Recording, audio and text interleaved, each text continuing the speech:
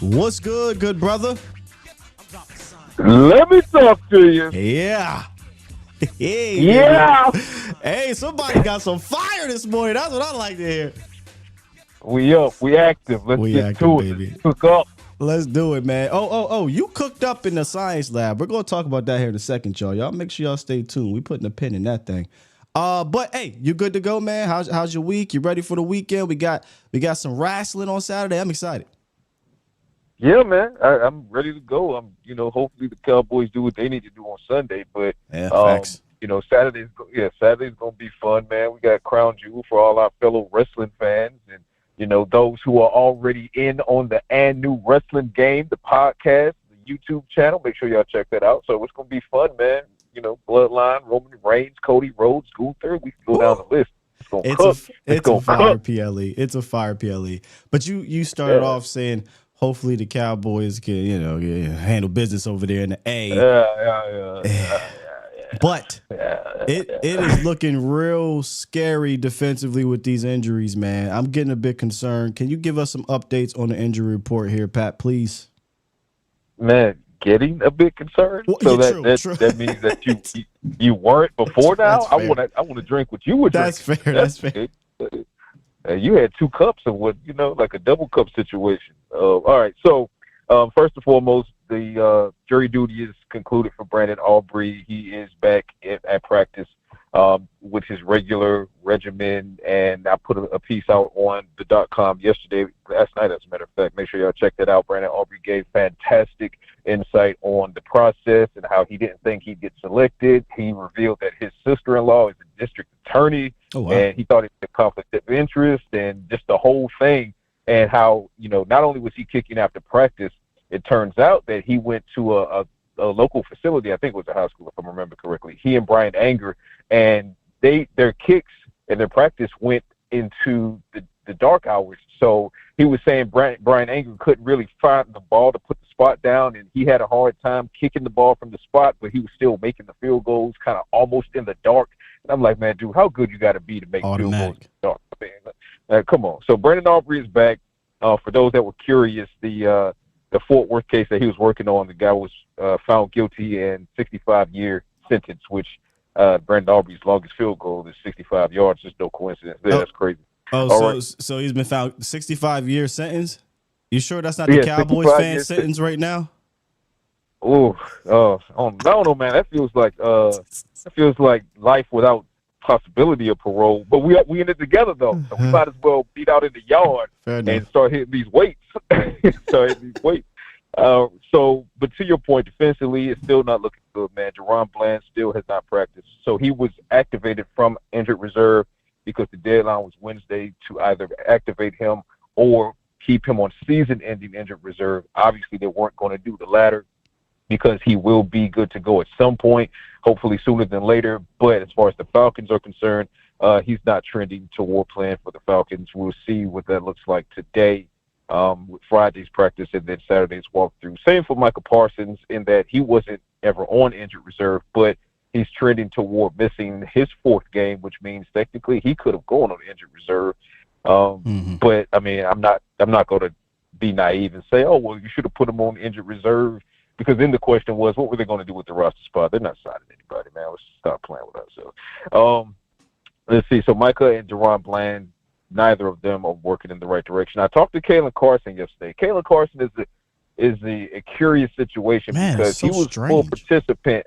Yeah, full participant in every single practice last week. Now, I did talk to him for those that tuned into last week's Scientific Method, and I know you did because you tune in every week, right? I spoke with Kalen last week, and he said he was trying to get his final clearance for his range of motion, but nonetheless, he was full participant. So, it was kind of a game time decision. Okay, fine.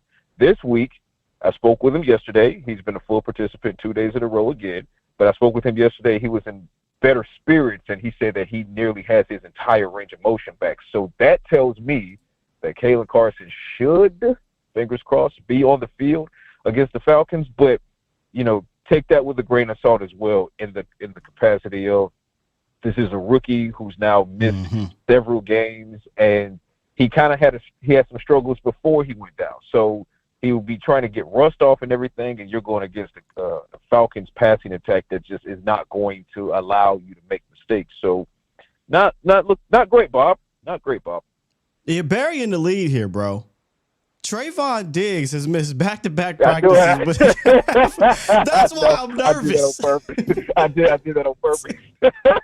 I did that. Make me feel good. I'm like, wait a minute now. Is Diggs playing? Yeah. No, I did that on purpose. That was just me being petty. All right, look. I got you. Hold on. I gotta do this real quick. I do this real quick. How you do it? Hey, man, you're burying the lead here, pal. Stop playing with me, buddy. If you're not, you gotta watch Air New Wrestling. You gotta watch it. I'm just saying. Yeah, you don't know, man. He's in the pickle. Trayvon Diggs, the Cowboys, they're in a pickle. They're in a pickle. All right, inside joke. Go ahead. So Trayvon Diggs, he's not practiced Wednesday, nor has he practiced on Thursday. Spoke with him on yesterday, and he reiterated what he said in Wednesday's Q&A in front of the camera, which was it's a calf issue that he didn't know that he suffered in real time, so he doesn't even remember when it happened. He thinks that maybe on a tackle or whatever, he took a helmet to the calf, but he just didn't feel it in the moment. Went to bed, woke up the next day. Obviously, the adrenaline has worn off, and that's when your body starts telling you everything it needs to tell you. So he woke up with some calf soreness early this week, and so as it's being explained to me, they're resting it, but they're resting it with the hope that he's good to go against the Falcons. As we have this conversation, which is Friday morning before Friday practice, before Friday injury report, it's still trending toward Trayvon Diggs taking the field. So that's the positive. So as we have this conversation, again, the injury report will tell the full story. As we have this conversation, there is still a lot of optimism that Trayvon Diggs will take the field. But I also put an asterisk on that because assuming he does take the field, he's not 100%. And I just mentioned that this Falcons passing attack is not here for the games. So, you better come with it, be healthy. And if you're not healthy, then you might be up against it there. So, but if Trayvon Diggs, for whatever reason, can't go, now you're talking about likely no Deron Bland, potentially no Kalen Carson. Amani Oruwariye is on IR. He was put on IR on Wednesday as the corresponding move for Deron Bland. And less than 100% Trayvon Diggs. Again, NGB, not great, Bob. That's I would love to have better information. Not better information because this is the best information, but I would rather have more positive information for you guys. But this is just where the Cowboys are right now, man. They're cool. 3-4.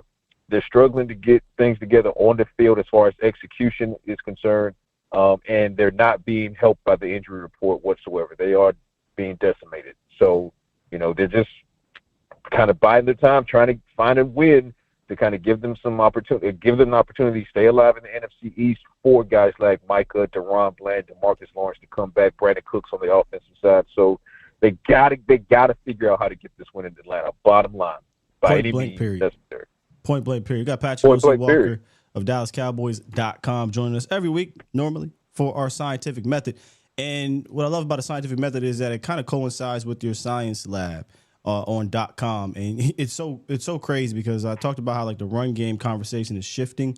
And I feel like media, whether it be quote unquote new media or .com media, is starting to get louder. The beat reporters is starting to get louder about Dak running. And my thumbnail today is run tell that, but I could have easily said run tell Dak. And if you guys know about Martin Lawrence's stand-up, then you'll get it.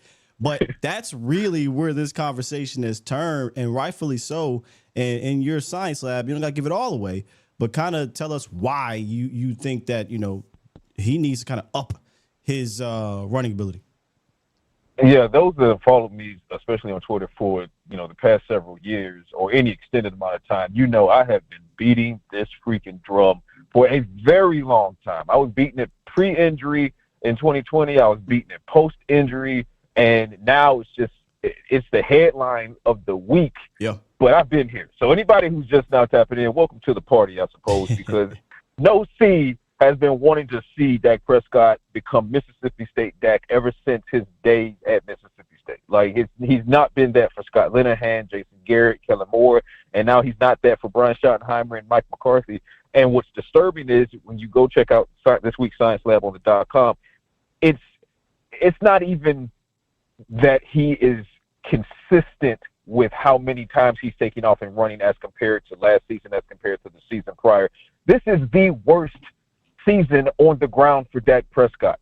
It is unnerving. Yeah, it is unnerving. You there? Yeah, I said by far.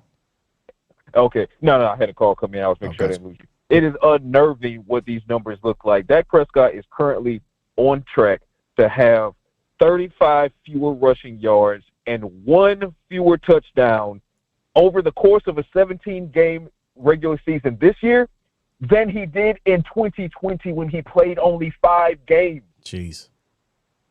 That is insane. He is on track for only 2 rushing touchdowns this year through 17 games.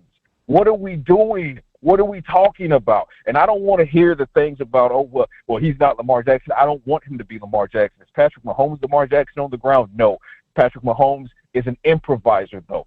Be an improviser. Brock Purdy just put it in your face, Paul. He just put it in your face, right? Brock Purdy saw that his offense was struggling. They were down 10-6 at the half. And what did he do in the third quarter? He started tearing off runs, whether they were designed or they were scramble plays, and he saw green in front of him. He took off, and he got third down conversions. Dak Prescott, speaking of conversions, guess how many first down conversions he has with his legs through the first 7 games of this season, Will?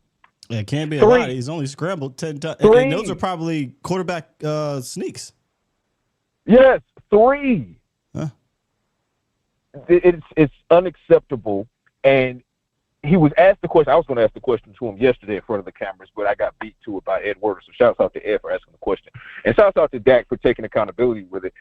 Werder asked Dak Prescott, what's going on with the run, with your, unwillingness to run and things like that. And we put the numbers in front of him. Clarence put the numbers in front of him and told him, you have fewer rushing yards than Joe Flacco right now. And all Dak could say is, it's bad. It's bad. It is. And what's frustrating for me is that, and like I said in Science Lab, Jerry Jones is going to have his takes. He's going to have his takes. Okay, fine. But it's right there in print. I wildly disagree with Jerry Jones on this one. Wildly disagree. Because we're talking about risk mitigation. Okay, there's more risk for your quarterback standing in a pocket that continues to collapse rep after rep for the most part because the O-line has not been consistently good at pass pro. So that's why Dak is sacked, so many times this season, and he's on track to be sacked 44 times, second most since 2018, right? When you have that going on, that consistent protection, and your quarterback is not running, it's not taking off when the opportunity presents itself, and your wide receivers are not getting the separation. This is a perfect storm of stalled offense. These are some of the reasons the Cowboys are stalling, inclusive of penalties as well. But if you give me a Dak Prescott that says, I'm not going to stand back here in this pocket and potentially risk injury by getting hit by the blind side or a guy coming at or rolling into my legs or being tackled into my legs, you're risking less by escaping that pocket because that's a dangerous pocket right now. It's not a safe pocket. So there's less risk with him taking off, and then all he has to do is slide to protect himself, which is not what he did in 2020. So Jerry is kind of leaning on, in 2020 he was scrambling and he got injured and we lost him for the season. Right. Did he slide on that play? No. He tried to run through and stiff-arm the defender. He did not. So learn the lesson. And what you can do now is when you take off and scramble, now linebackers and defensive backs, they have to think in the moment. They have to wonder if I'm going to crash down to try to stop Dak from getting this extra yardage for this conversion or this, 6, 7, 8 yard run play, or am I going to stay sticky in coverage? Well, because he's not running well, they don't worry about his rollout. So when he rolls out to the left and to the right, they're like, he's not going past the line of scrimmage. I'm staying in coverage. Well, now you're not helping your receivers get that separation. So now you're throwing in the tight windows. You're making the hard throw or you're throwing difficult throws, and now interceptions come. Everything ties to the next thing, So if you want your offense to start getting busy with it, you need Dak Prescott to take off and use his legs. You will then see better separation. You will then see, because guys got to crash down and respect Dak Prescott's legs as well. You will then see big chunk plays down the field because safeties will now cheat forward when they see Dak Prescott about to come across the line of scrimmage. Throw it over their head to a Cooks or a Tolbert or a CeeDee Lamb, obviously. Your run game, now that becomes more effective because when you do the read option, they know that you're not going to hand it off every time because you're a threat to actually take it yourself and run it. this opens up so much. And I'm not saying I want Dak Prescott. Yeah, I'm going on the soapbox now because this pisses me off, and it has been for years now. I'm not saying I want Dak Prescott to run 10 times a game. That's not what I'm saying. Don't take my words and spin it all the way into hyperbole. What I'm saying is if you give me Dak Prescott threatening to run 4 or 5 times a game, maybe 3 improvisations, 2 design runs, or 3 design runs and 2 improvisations, whatever the case may be. Dak Prescott's career record is 26-9 when he rushes at least 5 times. I was just about to bring that 26-9. Yep. 26-9. When he rushes fewer than 5 times, it's 49-36. The numbers are right there in front of you. The science is right there. The Cowboys' offense and Dak Prescott is a better quarterback when he uses his legs to keep defenses off balance, especially in seasons when he can't get consistent protection from his offensive line or I should say, nor an effective running game. You now have to use what you have.